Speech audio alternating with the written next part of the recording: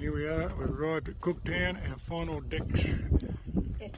destination before we head back down south. It's on the Grassy Hill Monument, top of the lighthouse, 360 views, bloody beautiful.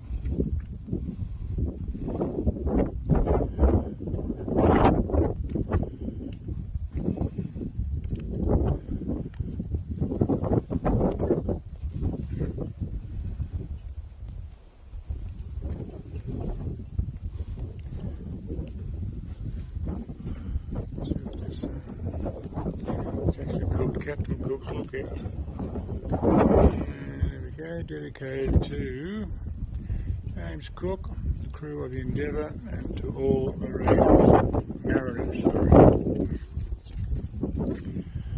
It's fairly hilly driving up here today. As you can see, it's a bit windy, but it's supposed to be the windiest place. Very big part of the staying, it's very nice and quiet. Yeah. So we're here for a week, and we'll show you a bit more around here. Talk to you later.